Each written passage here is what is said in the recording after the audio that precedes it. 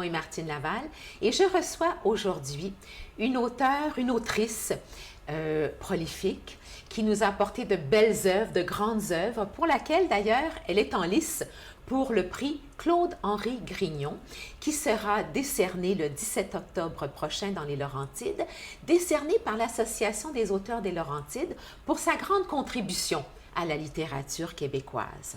Je vous présente Francine Ouellette. Bonjour Francine. Bonjour Martine. C'est un honneur pour moi de vous recevoir. C'est un honneur pour nous de pouvoir discuter avec vous et vous présenter pendant quelques minutes. Alors, vous êtes en lice pour ce prix. Ce n'est pas le premier que vous méritez. Par contre, comment vous vous sentez encore avec un autre prix qui vous est décerné pour votre contribution à la littérature? Bien, disons, exactement. Le fait d'être en lice, c'est déjà un honneur parce que, surtout le prix Claude-Henri Grignon, moi, j'ai beaucoup d'admiration pour cet homme-là parce qu'il a tout inventé, dans le fond. Hein. Il a commencé par écrire les Séraphins, puis après ça, ça a été à la radio. Alors, il a tout appris sur le tas, comme on dit, à être scénariste, à faire de la radio, à faire de la télévision, et puis, point de vue historique aussi, c'est très juste, parce que moi, j'aime beaucoup l'histoire. Les histoires des pays d'en haut. Nos histoires de Claude-Henri Grignon. De Claude-Henri Grignon. Oui. Alors, c'est sûr que c'est un honneur d'être choisi. Puis, j'ai vu la liste des autres candidats et je ne voudrais pas être membre du jury parce que c'est vraiment une belle brochette d'auteurs. Oui, bien sûr, absolument. Je voudrais aussi le dire aux autres personnes qui sont en lice. Oui. Et l'autre grand prix que vous aviez reçu, non seulement reconnaissait votre contribution à la littérature québécoise, mais également à notre histoire. Parce que vous avez écrit, nous avons devant nous quelques exemples de ces livres, ou le tome 1, en fait, de ces livres, des livres de Francine Ouellette. Donc, nous avons Au nom du Père et du Fils, suivi du Sorcier. Oui. Ensuite, vous avez eu la grande série, la grande saga Feu, pour laquelle vous avez présenté ici Le Patriote errant, qui fait partie de la série Feu, dont on va parler tout à l'heure parce qu'on est rendu au 6e tome. Oui. Ensuite, vous avez fait Les ailes du destin, Le Grand Blanc. Ça, c'était plutôt une histoire d'aviation pour l'instant. On en reparlera aussi. Il y a eu Sir Gaby Dulac aussi. Vous avez Sir Gaby Dulac, évidemment, qui s'est retrouvé à être un roman plus écologique, si on le prend aux notions de notre temps actuel, puisque c'était la préservation des lacs. Oui. Et avec d'ailleurs Feu, on parle beaucoup de rivières, évidemment, nos rivières, et ce qu'il en est advenu, etc. Vous êtes de Mont-Laurier. Vous êtes native de Mont-Laurier, Francine? Non. Je suis native de Montréal. De Montréal, mais vous avez vécu à Mont-Laurier. Mon père est natif de Mont-Laurier. Ouais. Est-ce que pour écrire toutes ces belles histoires où on parle beaucoup des Autochtones, avez-vous des racines autochtones, vous, personnellement? Non. Non. Qu'est-ce qui vous a incité à vous intéresser tant à la cause autochtone ou à l'histoire autochtone? Bien, peut-être du fait que mon père vient de Mont-Laurier et que mon grand-père a travaillé dans le bois jusqu'à l'âge de 80 ans. Mais pour certaines circonstances, moi, je suis né, j'ai grandi à Montréal, mais on ne sort pas la campagne d'un gars. Hein? Fait que mon père nous a emmenés, j'étais très jeune, nous a emmenés au lac du Cerf, justement. Puis je suis tombé en amour avec la place, avec l'endroit, avec les gens. Puis je m'étais dit que ma vie se passerait dans la région de Mont-Laurier. Dans la région de Mont-Laurier, où vous êtes toujours d'ailleurs, je crois. Oui. D'accord. Oui. Quand j'ai eu 20 ans, je suis partie de Montréal, puis je ne suis jamais retournée. Ah oui, c'est vrai! Alors, vous êtes vraiment là, dans les Hautes-Laurentides, vous êtes amoureuse des Hautes-Laurentides. Par contre, à un moment donné, vous avez relevé un défi par vos élèves à qui vous enseignez l'art plastique à Mont-Laurier. Vous avez relevé un défi qui vous a catapulté dans un rythme de vie autre que celui d'écrivaine et qui a été le monde de l'aviation. Vous avez fait un saut en parachute et de là, vous avez décidé, moi, je veux voler. Oui, bien c'est sûr parce que ben, tu sais, quand tu es jeune professeur puis tu as des élèves qui ont presque ton âge. Puis c'est ça, ils m'ont lancé le défi de sauter en parachute. Puis ben, j'ai eu peur, là, tu sais, avant de sauter. J'avais bien hâte que ça rouvre, puis tout ça. Puis je trouvais ça tellement beau de voir d'en haut, vu d'en haut. Puis c'était en automne en plus, avec les belles couleurs. Mais j'ai trouvé que le voyage de haut en bas, c'était très court. Puis l'année d'après, justement, il y a une école d'aviation qui s'est installée à Mont-Laurier. Puis là, j'ai décidé que ouais, ben, je voyagerais, mais à l'horizontale et non à la verticale. Et vous êtes allé très pilote, loin. Ouais, oui, vous êtes allé très loin. Vous êtes devenu pilote. Oui, oui, je suis devenu pilote. Puis bon, ça a été une histoire d'amour avec mon instructeur aussi. Histoire d'amour qui vous a emmené jusqu'à Shefferville. Là, vous avez changé complètement d'endroit, mais quand même vers le nord, puisqu'on était évidemment sur le territoire de la Côte-Nord et du Labrador. Oui, c'est dans le nord, Shefferville. Oui. Là, oui. Et là, vous avez été... lui était pilote de brousse et vous étiez copilote. Ça a été toute une expérience. Oui, c'était une super belle expérience d'être son copilote. Puis... c'est là que quand je suis arrivé à Shefferville aussi, bon, on se ramasse dans le seul hôtel qu'il y a là, tu sais, quand tu arrives. Puis il y avait des Inuits qui étaient là et qui parlaient leur langue. Et moi, je comprenais rien de ce qu'ils disaient, puis j'étais éblouie, parce que j'ai dit, ils parlent leur langue, ils parlent Inuit.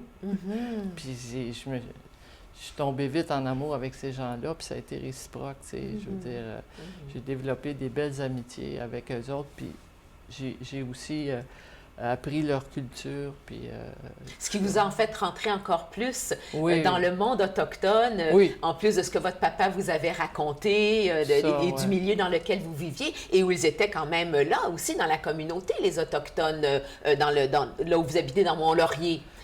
Oui, il était beaucoup plus dispersé. Ils parlaient plus, de connaissances, ils ne parlaient plus leur langue, vraiment, parce qu'ils étaient dispersés. Mais à Shefferville, il y avait la réserve de Matimécoche, puis les autres parlaient leur langue. J'ai appris quelques mots, mais je ne prétends pas parler. C'est de là, d'ailleurs, que vous avez écrit Les ailes du destin et Le Grand Blanc, qui étaient reliés à votre vie d'aviatrice, finalement. Oui, exactement. Puis, le Grand Blanc, dans le personnage du Grand Blanc, il y a Georges Linou. C'était notre ami.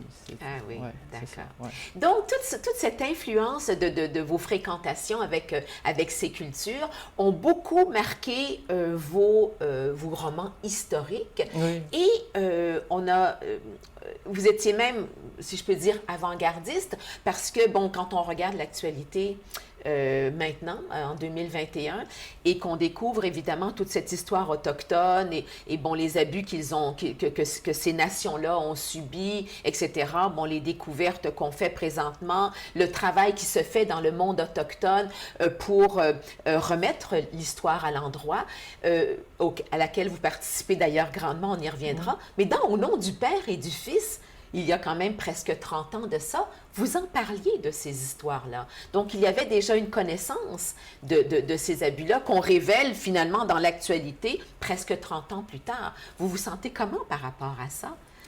Bien, je me sens dans le sens qu'au nom du Père et du Fils, toutes les maisons d'édition l'avaient refusé. Puis, mais je comprends pourquoi aussi, parce que je suis la première personne qui a parlé de la pédophilie chez un prêtre. Puis ça a provoqué scandale à certains endroits, ce livre-là. Puis je parle aussi du personnage de Gros Ours et sa fille qu'on lui a arrachée et qu'on a placée comme servante dans un hôpital, tu sais. Mais c'était ça qui se passait. Moi, j'arrivais avec des choses tout à fait avant-gardistes, visionnaires. Qu'on ne voulait pas entendre. Qu'on ne voulait pas entendre, exactement. Puis, mais maintenant, quand on y repense, c'est ça. Vous racontiez déjà probablement des histoires qu'on vous racontait. Vous dites que votre papa vous racontait ces histoires-là. Vous étiez dans des milieux autochtones. Déjà, est-ce qu'on manifestait? Bien sûr, les gens nous racontent des choses. C'est comme l'abus, puis tout ça, l'abus sexuel. C'est des gens qui m'ont conté ça, puis je me disais, j'ai pas raison de douter. Pourquoi je douterais, là, tu sais, je veux dire. Donc, mais c'est peut-être un peu le malheur ou le bonheur de mes livres, mais c'est que je suis comme toujours un peu trop d'avance, tu sais, c'est comme Sir Gaby du lac. Puis je parlais de l'eutrophisation des lacs, des algues bleues, puis tout ça, puis quand ça...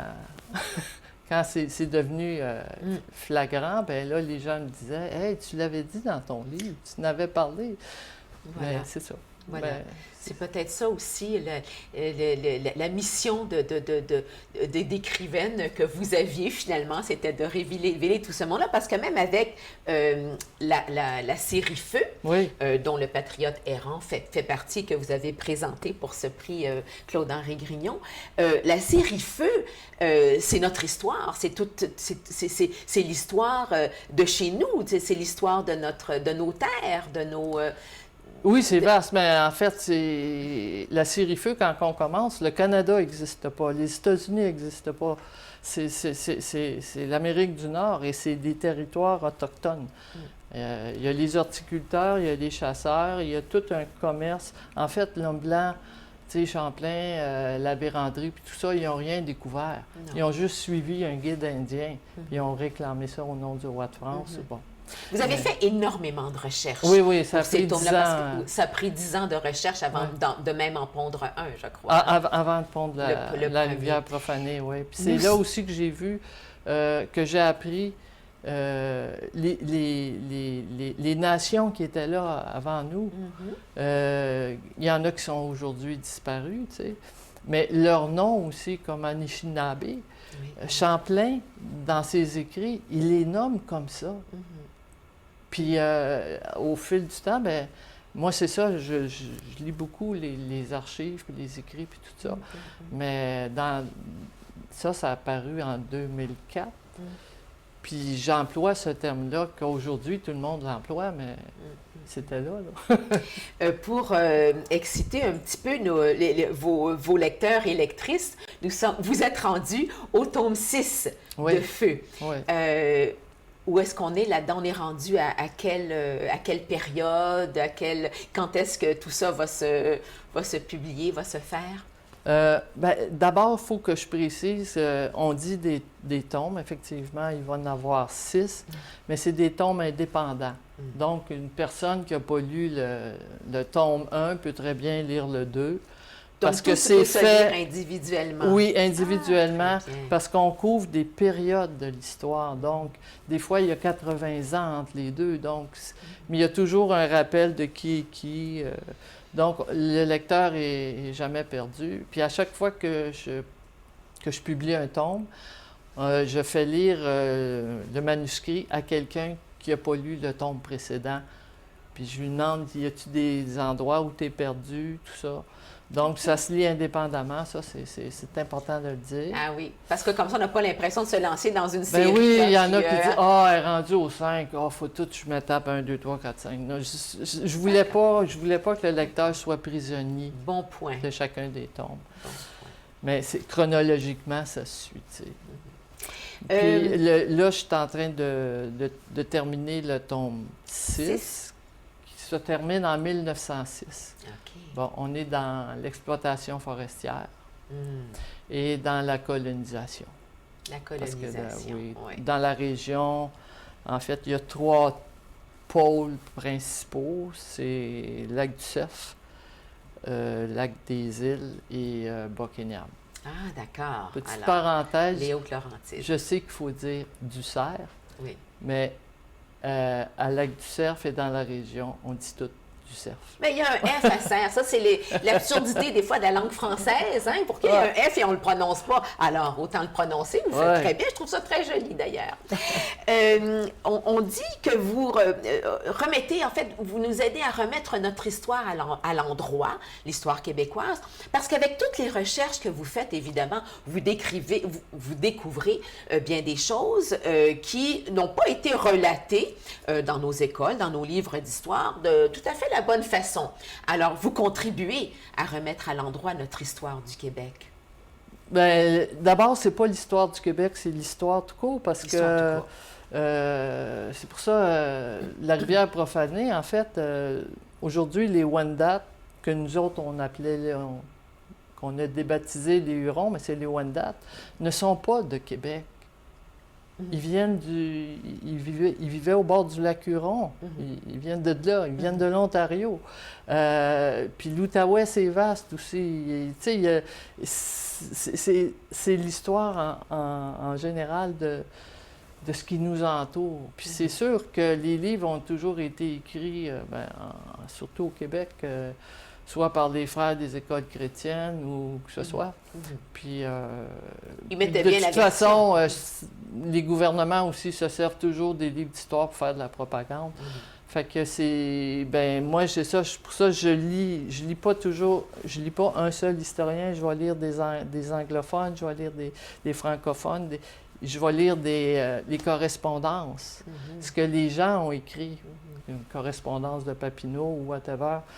Là, tu as du jus, tu as quelque chose. Puis c'est là-dessus que je base mes recherches. On tombe dans un tout autre registre maintenant. Parlez-moi de BIP. C'est vraiment, alors là, on sort un peu du cadre habituel de vos romans historiques. Et alors, BIP, fantaisie philosophique, de quoi s'agit-il?